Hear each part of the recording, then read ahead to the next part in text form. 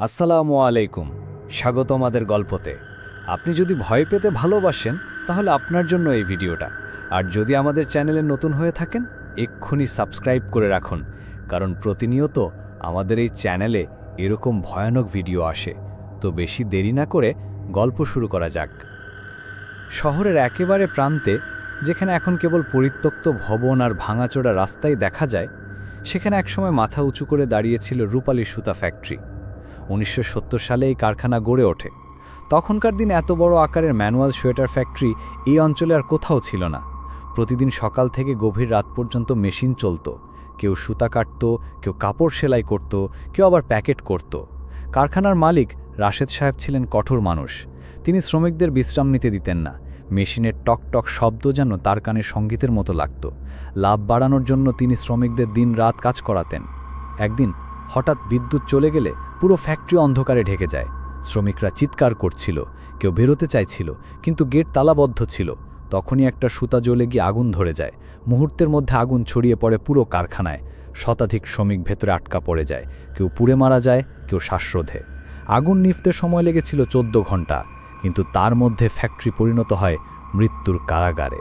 তারপর থেকেই জায়গাটা আর চালু হয়নি। সরকার জায়গাটা সিলগালা করে দেয়। কিন্তু লোকজন বলে, সেই দিন যেসব শ্রমিক মারা গিয়েছিল তাদের আত্মা আর মুক্তি পায়নি। 40 বছর পর শহরের তরুণ 3 বন্ধু আরিফ, নাহিদ আর তুষার সবসময় ভৌতিক জায়গা ঘুরে দেখার শখ রাখত। ইউটিউব চ্যানেলের জন্য তারা বিভিন্ন ভৌতিক লোকেশন ভিজিট করত।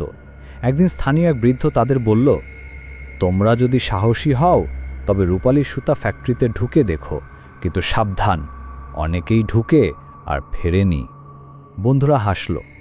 তুষার বলল, ভূত টুত বলে কিছু নেই, আমরা ক্যানাডা নিয়ে যাব, প্রমাণ করব এসব কুসংস্কার। সেই রাতেই তারা পরিকল্পনা করল ফ্যাক্টরিতে ঢোকার। মধ্যরাত, বাতাসে ঝড়ো হাওয়া বইছে। গেটের তালা মরিচা ধরা হলেও ভাঙা ছিল। ঠেলে ঢুকতেই ভেতর থেকে ধুলো আর দুর্গন্ধ বের হলো। চারিদিকে অন্ধকার। টর্চের আলো ফেলতেই তারা দেখল ভাঙাচোরা মেশিনগুলো এখনও দাঁড়িয়ে আছে।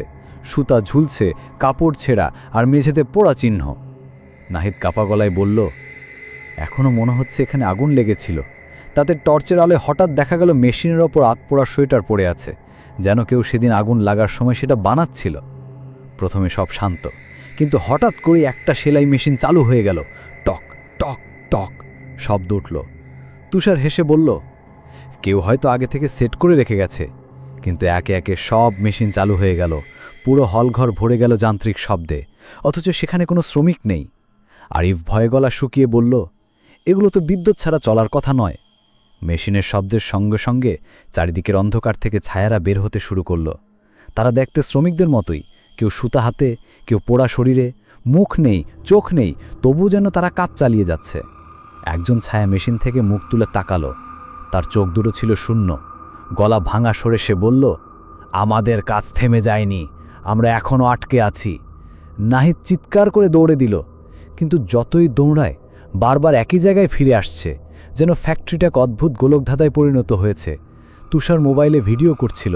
স্ক্রিনে দেখা গেল তার পেছনে দাঁড়িয়ে আছে অগণিত ছায়া, যেগুলো খালি চোখে দেখা যাচ্ছিল না। হঠাৎ মোবাইল নিজে থেকেই বন্ধ হয়ে গেল। কারখানার কেন্দ্রে একটা বড় ম্যানুয়াল মেশিন দাঁড়িয়েছিল, যেটা একসময় শত শত সুতা একসাথে কাটত। সেই মেশিনটা নিজে থেকেই চালু হয়ে গেল। চাকার ঘূর্ণনের শব্দে ফ্যাক্টরি কেঁপে উঠল। এক মুহূর্তে 3 জনকে টেনে নিল অদৃশ্য শক্তি। তাদের হাত পা শক্ত করে বেঁধে দিল সুতায়। তারা চেঁচাচ্ছিল, কিন্তু শব্দ বাইরে বের হচ্ছিল না। চারপাশে শ্রমিকের ছায়া জড়ো হলো। সবাই একসাথে চিৎকার করে উঠল, আমাদের জায়গা দাও, আমাদের মতো তুমিও চিরকাল কাজ করবে এখানে। পরের দিন সকালে লোকজন কৌতূহল নিয়ে ফ্যাক্টরির কাছে এলো। তারা ভেতরে ঢুকল না, কিন্তু বাইরে থেকেই দেখল ভেতরে একটা মেশিন চলছে। আর সেই মেশিনের পাশে ঝুলছে 3টা নতুন সোয়েটার। কেউ জানে না এগুলো কোথা থেকে এলো, কিন্তু সেদিন থেকে শোনা যায় রাতে ফ্যাক্টরির ভেতর মেশিনের শব্দ আরও জোরে বাজে। আর যারা সাহস করে ভেতরে যায় তারা আর ফেরে না। লোকজন বলে, আগুনে মারা যাওয়া শ্রমিকরা নতুন আত্মা খুঁজে বেড়ায়, যারা এসে তাদের দলে যোগ দেবে। রূপালী সুতা ফ্যাক্টরি এখন কেবল একটা ধ্বংসস্তূপ নয়, এটা একটা অভিশপ্ত কারাগার, যেখানে কাজ চলছেই চিরকাল।